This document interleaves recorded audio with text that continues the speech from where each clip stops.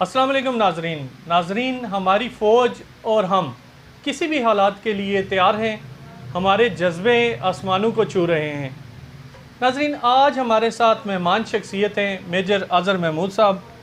नाजरीन, इनसे जानेंगे कि खुदा न खास्ता अगर कशीदगी मज़ीद बढ़ जाती है और जंगी हालात होते हैं, फिर उसके लिए क्या हिफाजती तदाबीर हैं। जी सर। बिस्मिल्लाहिर्रहमानिर्रहीम। सबसे पहले तो मैं STV का मशकूर हूँ जिन्होंने मुझे मदऊ किया इधर। तो आपने बड़ा दिलचस्प क्वेश्चन पूछा है कि हमेशा 71 में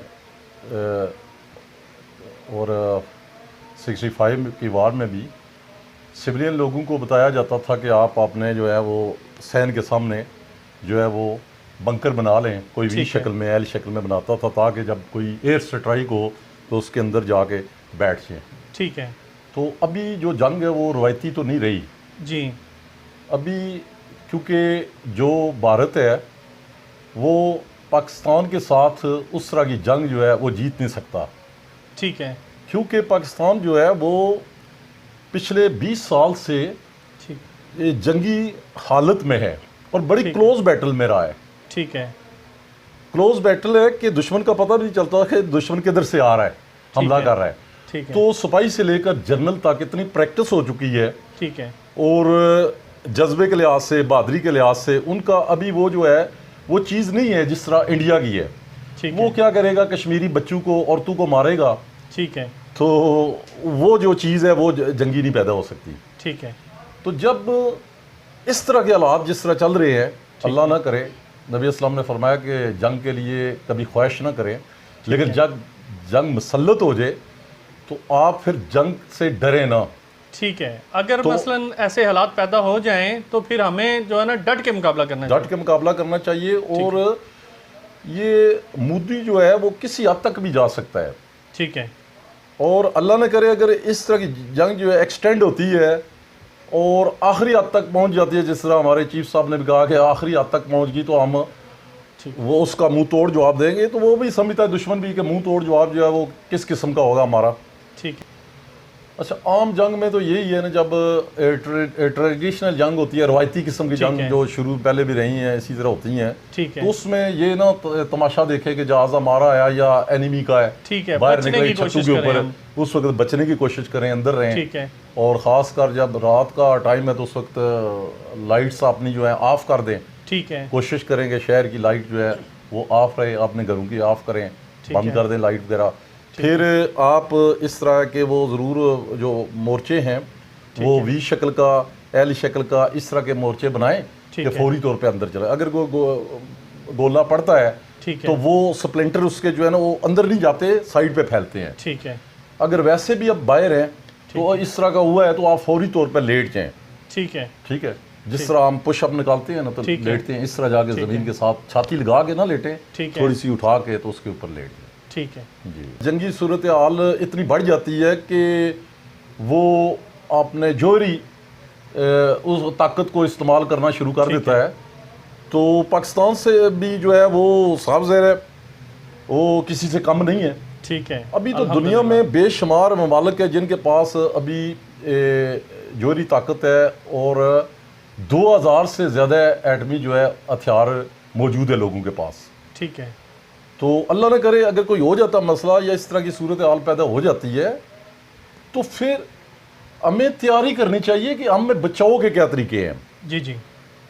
तो इसके लिए जब आके कोई धमाका होता है, ठीक है, तो तकरीबन 5 किलोमीटर तक जो है ना वो तो समझे कि वो हर चीज़ ख़त्म हो जाती है। ठीक है। ज़िंदगी वहाँ पे मुमकिन नहीं है। नहीं, ठीक है। ज़िंदगी कोई चीज़ भी मुमकिन नहीं रहती। ठीक है। तो बेहतर ये है कि मेरे ख्याल में लकी वही है जो अल्लाह को प्यारा हो जाए। हम तो मुसलमान हैं, हम मुसलमान हैं, हमारा यकीन है कि तो कुरान में भी आता है तो मरना है तो मुसलमान नहीं मरना है। ठीक है। तो वो तो शहादत का रुतबा है। लेकिन अगर हम बचना चाहें तो उससे अगर फासला ज़्यादा दूर रहते हैं लोग, तो उसमें बचाव का तरीकाकार ये है कि आप ज़मीन दोज या तय खाने कुछ लोगों के तो बने होते हैं, तो बना लें। अगर 10 फीट का एक गहरा, ठीक है, बेशक चौड़ा इतना ना हो, कम ही हो, जिसमें आपके फैमिली के मेंबर्स जो हैं वो बआसानी ठीक है उसमें आ सकें। ठीक है। तो ज़्यादा ये ख्याल रखें कि जिधर से हवाएं चलती है उसके मुखालिफ सिमत में हो। ठीक तो हमें ज़्यादा पता होता है कि जिस इलाके में हवा किस तरफ, किस रुख के रूटीन में क्या उनके रुख हैं, उसके हवाओं के क्या रुख हैं, उस तरफ से जो है एंट्रेंस मुखालिफ साइड करके, तो उसमें जो है वो अपनी ज़रूरियात की चीज़ें जो हैं, ठीक है, मसलन क्या खाने पीने की चीज़ें इस तरह होगी कि आप गोश्त वगैरह साथ ना लेके जाएं। ठीक है। आप क्योंकि गोश्त लेके जाएं तो फ्रिज होगा तो वो समझे सिस्टम खत्म हो जाएगा, ज़ाहिर है, लाइट का सिस्टम नहीं होगा, बिजली खत्म हो जाएगी। ठीक है। तो आप इस तरह की चीज़ें लेके जाए, अजनास वगैरह, जिस तरह मकई के दाने हैं, ठीक है, भुने हुए, ठीक है, गंदम के दाने हैं, इस तरह की चीज़ें, खुश्क सब्जियां हैं, सब्जियां भी जो लेके जाए ना वो उसके अंदर कवर्ड हों। ठीक है। और उसके बाद मिनरल वाटर जो है उसके बॉटल्स ले जाएं। वो बॉटल्स भी जाके किसी अंदर जाके उसके अंदर रखें, जिस तरह कोई ड्रम वगैरह या इस तरह की हमाम वगैरह होता है, ठीक है, उसके अंदर आम जो हवा उसे छू ना सके और उसमें हो सकता है डैमेज भी कर सकती है उसको, चीज़ों को। तो ये चीज़ें आपने जो है ना वो साथ लेके जाएं, ठीक है, ताकि अगर 8, 7, 10 दिन सर्वाइवल है, इसमें ये नहीं सारी चीज़ें जाएं तो उधर पेट भर के खाना शुरू कर दें। सर्वाइवल करें, थोड़ा थोड़ा करके खाएं। चने हैं भुने हुए, गंदम है, मकई है, इस तरह की चीज़ें हैं। ठीक। अच्छा, अगर ऐसे हालात खुदा न खास्ता बनते हैं तो हमें उस टनल में जो आप बता रहे हैं, जो हमने गार होगा, उसमें क्या क्या चीज़ें हम साथ रख सकते हैं? वो मैंने बताया ना, ये सारी चीज़ें अद्वियात हैं। ठीक है। टार्च को ले जाएं। ठीक है। सेल ज़्यादा लेके जाएं अंदर। ठीक है। ठीक है, रेडियो और टॉर्च के लिए, क्योंकि हमारे पास ज़्यादा टार्चें वही हैं जो हम लाइट के साथ लगा के चार्ज कर लेते हैं, चार्जेबल ना हो। अच्छा, सेल डालें उसमें। ठीक है। तो वो ये चीज़ें हैं जो इस तरह की, सोलर प्लेट अगर मिल सकती है, ठीक है, आपके घरों में भी होती है, वो भी अंदर उधर रख लें, बाद में इस्तेमाल होगी, आप छत पे रख के उससे एनर्जी हासिल कर सकते हैं। तो ये कितना इसका ड्यूरेशन होगा? ड्यूरेशन तो अगर नज़दीक है ज़्यादा होता है, अगर दूर है तो फिर हवाओं के साथ गुजर भी जाता है। ठीक है। लेकिन वो है कि अगर बस धमाका होता है, ठीक है, तो उससे आपको पता चल जाएगा कि धमाका हुआ, फौरी तौर पे उधर चले जाएं, क्योंकि डिस्टर्ब हो जाएगा सारा सिस्टम। ठीक है। तो आप टीवी की तरफ जाएंगे, पता नहीं क्या हुआ है या इस तरह की चीजें, वो तो सारी चीजें एकदम से खत्म हो गई ना, फिर ये मोबाइल नेटवर्क हमारे ये सारे जो ना ऑफ हो गए एकदम से। BBC, CNN, बाकी जो स्टेशन होंगे, जो मुल्क बचे होंगे, उधर से ही आपको पता चलेगा क्या हो गया, कितना इलाका, ठीक है, मुतासर हुआ, क्या हुआ है, काउंटर मेजर क्या है, कितने लोग आपके भी मुल्क में अगर बचे हैं तो लोग बता रहे होंगे।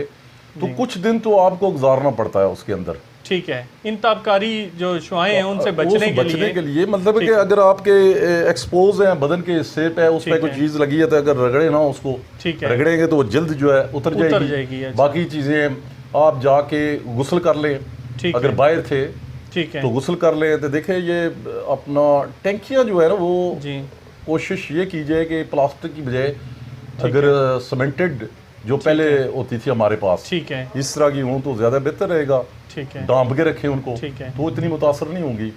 कुएं का पानी, चश्मे का पानी आपको ये इस्तेमाल कर सकेंगे। बाकी जो चीज़ें हैं वो उसमें तो मुतासर होंगी काफ़ी सारी चीज़ें। ठीक है। बाहर वाली चीज़ें जाके बाहर से ना खाएं। ठीक है। ठीक है, क्योंकि सारी मुतासर हुई होंगी। ठीक है। हाँ, जो हमारे साथ है बस हमारे लिए खुर्दोनोश वही है जो अंदर है। वो बाहर निकल गया, वापस भी आए तो हो सकता है मुतासर होके आए। तो इसलिए ज़्यादा कोशिश ना करें बाहर जाने की, दरवाजे जो है वो सही करके बंद रखें, क्योंकि वो अंदर भी तो दाखिल हो सकती है, हवा के साथ ही आ रही है ये सारी ताबकारी जितनी भी है, वो मुतासर कर सकती है आपको। जी सर। अच्छा, वो एक तो ये हमारा ट्रेंड चल पड़ा है ना जी, फौजी गाड़ियाँ गुजरी हैं तो उनके फ़ोटो बनाए, फेसबुक पे डाल दिए। ठीक है। तो इससे ज़रा आवाम को चाहिए कि अवॉइड करें। सिक्योरिटी का मसला होता है कि सारी चीज़ें जो है वो सारी चीज़ें सोशल मीडिया पर नहीं होती हैं। ठीक है। तो फौज के साथ हमेशा लोगों ने तावन किया है, आइंदा भी लोग करेंगे।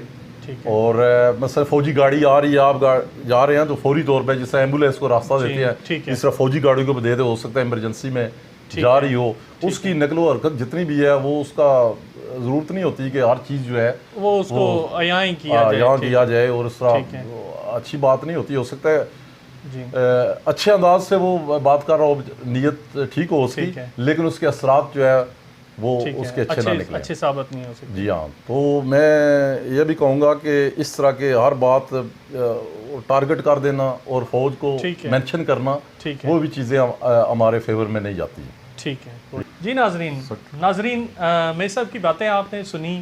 नाजरीन बेशक इसमें कोई शक नहीं है कि हमारी कौम जो है वो हमारी अफवाज के साथ शाना बशाना खड़े हैं, और हम किसी भी नागहानी सूरत में, किसी भी जंगी हालात में अपना जान माना वो वतन के लिए कुर्बान करने से दरेग नहीं करेंगे। अपने मेज़बान हारून रशीद को इजाज़त दीजिए। अस्सलाम वालेकुम।